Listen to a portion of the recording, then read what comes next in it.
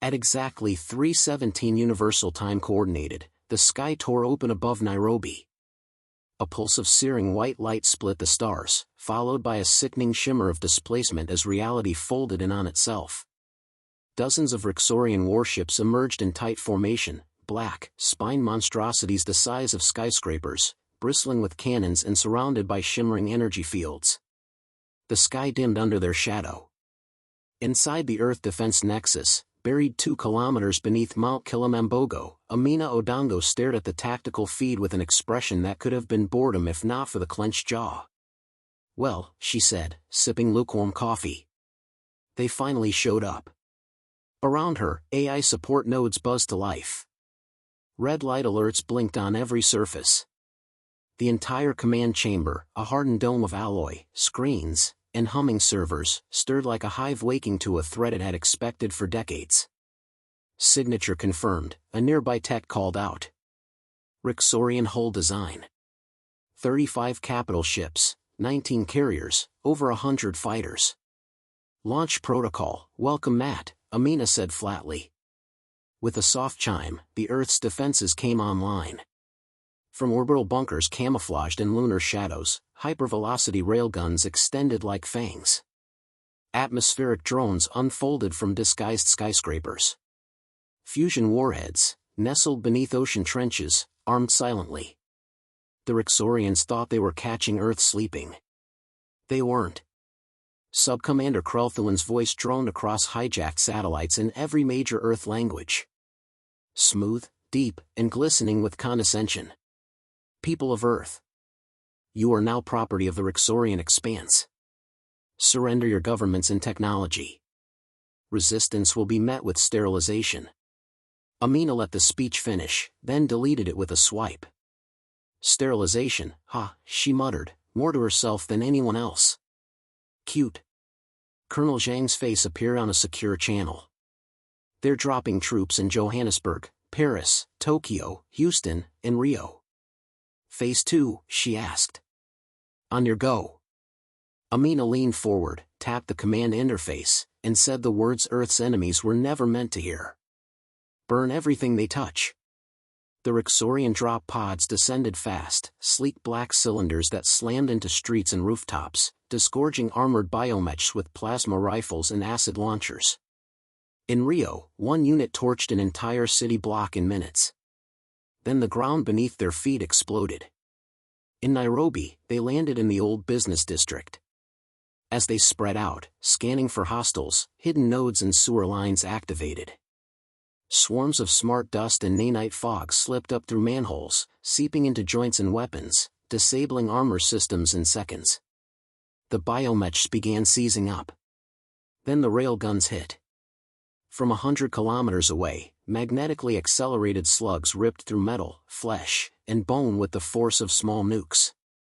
The entire drop team was reduced to smoking slag in under 4 minutes. Amina didn't smile, but her eyes narrowed with grim satisfaction. "They're deploying like it's a war," she said aloud. "This isn't a war. It's pest control." Krelthuan stood on the bridge of his flagship, confusion turning to fury. His comms officer, a trembling, four-armed technician, reported casualty numbers that made no sense. 62% of ground units lost, within the first 17 minutes. Defensive resistance far exceeds pre-engagement estimates. Krelthuan bared his fangs. They were primitive. No faster-than-light drive. No singularity cores. We intercepted their broadcasts, dramas, games, mating contests. His advisor, a withered tactician with implants instead of eyes, stepped forward. It was deception. Cultural camouflage. They lured us. They're vermin. Krelthuan barked. Burn their skies. Bring me the capital. The second wave of orbital bombardments launched, but Earth wasn't idle. Amina had been ready for that. In low orbit, the Tycho array deployed its secret payload, glass-housed AI drones with quantum blink capability and fusion-edge weaponry. They weaved through the Rixorian artillery like smoke, carving engines from battleships, slipping past shields, injecting viruses into Rixorian targeting systems. On the ground, every major city turned into a death trap. In Tokyo, skyscrapers lit up with railgun nests hidden beneath solar panels. In Houston, synthetic hurricanes were triggered via atmospheric manipulation systems, slamming down like angry fists on anything flying under 10,000 feet. In Johannesburg, a Rixorian carrier was hijacked midair by South African cyber commandos and crash-landed in the Kalahari. Within 42 minutes, Earth had destroyed or disabled over half of the invading fleet. Amina checked the casualty reports, fewer than 2,000 civilian deaths globally. Tragic, yes, but considering the scope of the invasion? A miracle. She turned to her AI interface. How many are left in Nairobi? 3 ground units. Attempting to retreat through Zone 9. No aerial cover. They're broadcasting distress signals. Let 'em. A moment passed. Then, the feed from a hijacked Rixorian helmet flickered onto a side screen. The soldier's breathing was ragged. The visual was shaky, chaotic, smashed buildings, overturned vehicles, flame and smoke. From off-screen came human voices. Laughing. Taunting. Then, a growl, a scuffle, a scream, and static. The video ended. Amina looked around at the command room. Officers, AI tacticians, and hybrid specialists waited. Tell the world, she said. They're not gods. They're meat. Above Earth, the remnants of the fleet began to scatter. Krelthuin was no longer screaming. He stood silent, eyes hollow. They knew we were coming, he said, as if only now accepting the truth. The tactician nodded grimly. They broadcast weakness and chaos, but they planned for us. Every step. Krelthuin sank into his throne. I don't understand. Why would they hide their strength? A human message cut through the silence, on every Rixorian frequency, in perfect translation. Amina's voice. Because if we showed it, you'd have brought more ships. Silence hung over the command room like smoke after an airstrike. Amina stood alone in front of the main display wall, the blue-white glow of tactical overlays reflecting off her face. The Rixorian fleet was still in orbit, or what was left of it, shattered formations, erratic movement, no clear leadership. They weren't fighting anymore. They were panicking. Behind her, screens flickered through intercepted alien comms, static-laced shouting, confused orders, something like screaming filtered through layered mouths. Even translated, it was chaos. They hadn't expected resistance. They definitely hadn't expected to lose half their fleet in under an hour. Status on Project Chameleon? Amina asked without turning. Running clean, said Tech Officer Munin. Alien tech is cracked. Signal relay stable. We're inside their fleet's internal network. Full access. Good. Broadcast it. A second later, the Rixorians' command lines lit up with strange human symbols. English text. Images. Voice snippets. Memes. One screen displayed a pixelated frog in a military helmet. Another looped a grainy recording of someone singing "Another One Bites the Dust."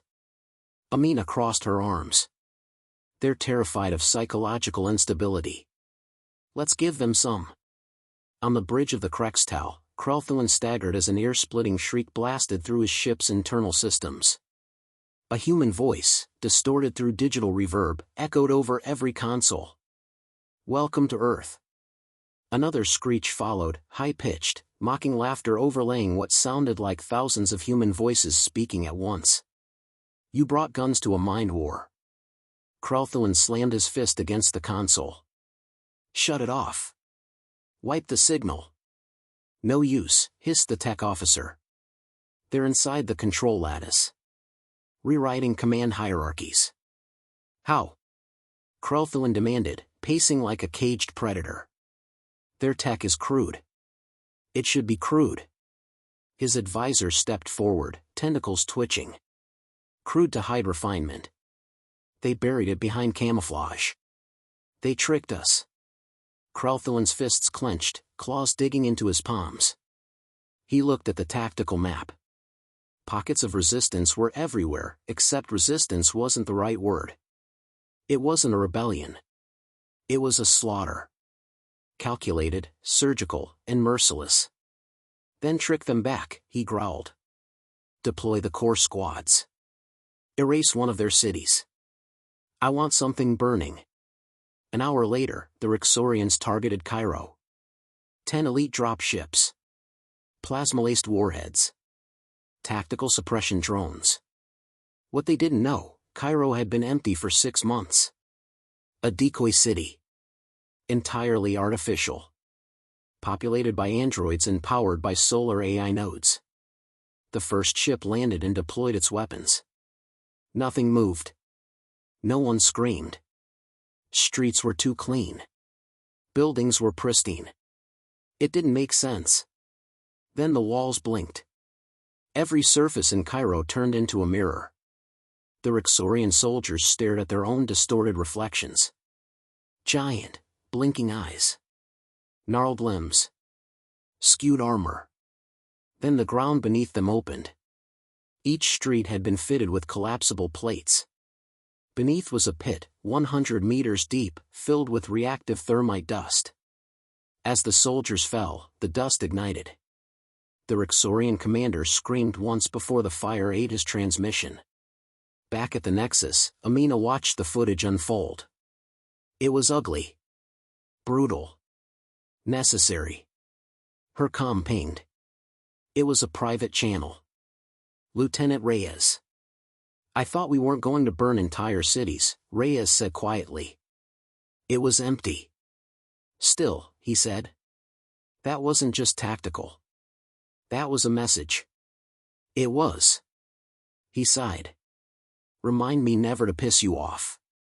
Later, in her quarters, steel, concrete, a cot, Amina sat in the dark. The adrenaline had ebbed. She hadn't slept. The weight of every decision settled on her like dust after demolition. Her brother's photo sat next to her terminal. Keone, age 16, all brain and zero filter. He'd been moved to an off-grid sanctuary before the invasion. But that didn't stop her from worrying. She reached over and pressed a holoprojector. A stored message played. Hey sis. If you're watching this, I assume something blew up. Again. He grinned awkwardly, messing with a neural interface. His voice lowered. Don't forget, you're allowed to be scared too.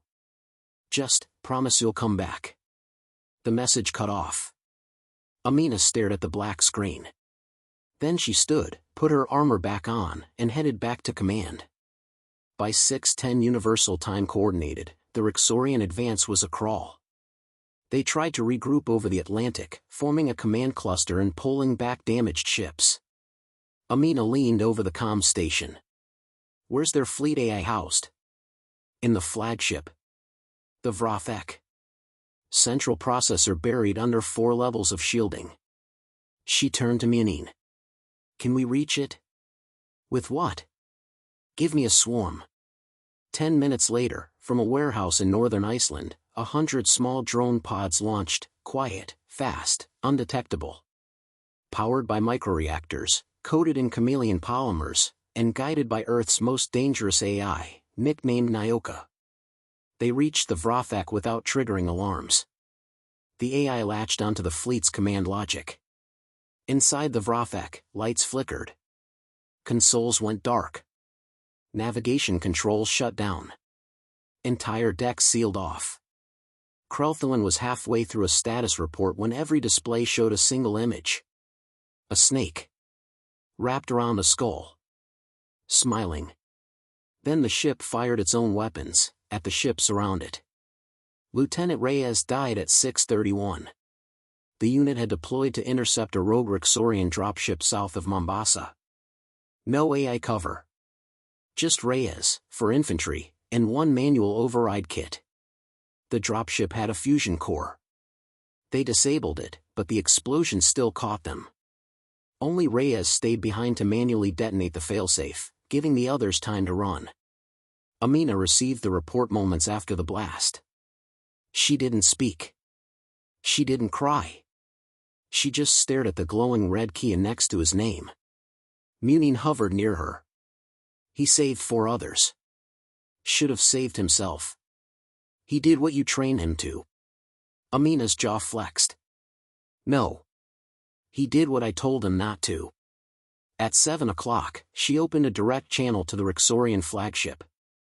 Surprisingly, they answered. Crowtholin's face appeared on the screen. Blood smeared his forehead. He looked smaller now, hunched, twitching. You've made your point, he said. Your planet fights well. We offer truce. Amina didn't smile. This is the truce. He blinked. We underestimated. She cut him off. No. You measured yourselves against the wrong species. He said nothing. Here's our message to the galaxy, Amina said, voice cold and sharp. Earth isn't a colony. Earth is where empires bleed. Then she ended the call. At exactly 6:47 Universal Time Coordinated, the Rixorian fleet shattered. The Vrothek, once the command jewel of the Rixorian expanse, tore through its own ranks like a drunk surgeon with a scalpel. Controlled by Earth's AI, it targeted nearby carriers with precision strikes, unleashing internal munitions and catastrophic feedback loops that rippled through the fleet's backbone. Ships scattered. Some fled. Some lost control and spiraled into Earth's atmosphere, burning up like meteors. One vessel veered into its sister ship mid-turn and detonated in orbit. Pieces of both rained down over the Indian Ocean in smoldering fragments. In the Nexus, Amina stood over the main board as final kill confirmations came in. Anything left? Munin scanned. 9 ships retreating. No firepower. Full systems failure on 6. 3 are barely limping. Amina nodded once. Do not pursue. Let the galaxy watch them crawl home. A pause. Target on the ground? Munin hesitated. Confirmed. Crowtholin's drop ship emergency landed in the Sahara. Northwest sector. He's alive. Amina's voice was low. Prep strike team. The sun bled over the desert as the tilt jet buzzed toward the crash site. Amina rode silent, armored head to toe in black adaptive plating. Around her, 4 operatives from Ghost Division loaded weapons, coil rifles, grav knives, one carrying a pulse jammer shaped like a steel heart. No chatter. No hype. They weren't going in to fight. They were going in to end something. 2 minutes, the pilot called. The desert below glared white, broken only by the smoldering wreck of a Rixorian lander. Chunks of it were buried in the sand like bones in a shallow grave. Crowtholin's signal still pulsed. He hadn't run. They landed hard. No resistance. No traps. The wreckage crackled with residual heat. Amina stepped over twisted metal, scanning. A faint trail of oily blood led toward a jagged outcropping of rock. A shadow moved. Sub-Commander, Amina called. You've got one chance to surrender. Make it now. No reply. She motioned. 2 operatives flanked the rocks. One tossed a flash pod. Light exploded. The silence cracked. Then, a voice. Shaky. Bitter. Do it, then, Crowthowin rasped. Get it over with. They found him slumped against the stone, legs mangled, armor half melted, one eye milky. He still clutched a sidearm, too damaged to fire. Amina stepped forward and stopped a meter away. I expected a fight. Crowthowin coughed blood. You already won. I watched my empire die in orbit. In 3 hours. She knelt, eye to eye. No helmet. No mask. You didn't lose because we were stronger, she said. You lost because you didn't understand what we are. He grinned with cracked teeth. You're monsters. No, she said quietly. We're human. And you brought war to the only species that perfected it. Crowthowin raised his weapon anyway, weak and shaking. Amina didn't flinch. She took the pistol from his hand, placed it on the sand, and drew her knife. The broadcast went live 60 seconds later. Every alien relay still functioning in orbit, every listening probe within parsec range, every passive drone, picked it up. The video feed showed Amina, blood-smeared, standing in front of Krelthuan's body. Behind her, the burning wreck of the Rixorian ship. She looked directly into the lens. Earth is not a colony. Earth is a graveyard for conquerors. Her voice didn't waver. If you think we're weak because we dance, laugh, and argue, come find out what we do when we don't. A beat of silence. Then the screen cut to static. Back in Nairobi, the Nexus returned to standby protocols. Emergency lights dimmed. AI drones returned to charge docks. Exhausted personnel slumped into chairs, cots, and corners, finally exhaling after 3 relentless hours. Amina walked through the quiet corridors alone, armor removed, fatigue sinking deep into her bones. Her face was a mask of stillness, but her shoulders had dropped. Reyes was gone. So were thousands of others. The price had been high. But Earth still stood. She passed by the memorial wall, digital names scrolling in white. Reyes. Al-Sayed. June. So many. At the far end, a small screen flickered on. A secure message. Keone. Saw the news. So, 3 hours, huh? You always did overachieve. He smiled, softer this time. I know you're carrying too much. You always do. Just remember, this wasn't survival. It was a warning. Now they know who they're dealing with. The screen dimmed. Elsewhere, across the stars, the galaxy shuddered. In Cold War rooms, alien empires whispered Earth's name with caution. In distant marketplaces, traders spoke of the humans who dismantled a fleet in hours. Some dismissed it as propaganda. Most didn't. Because Earth didn't roar with pride. It didn't broadcast its victory on every frequency. It went silent. Which was worse. 3 hours. That's all it took. Not because humans were the strongest, or the smartest, or the most advanced. But because they were the most dangerous. They'd learned to bleed and keep fighting. They'd survived themselves. That made them ready for anyone else. Krelthuan never had a chance. And now, the rest of the galaxy would remember. Earth is not a conquest. It's a consequence.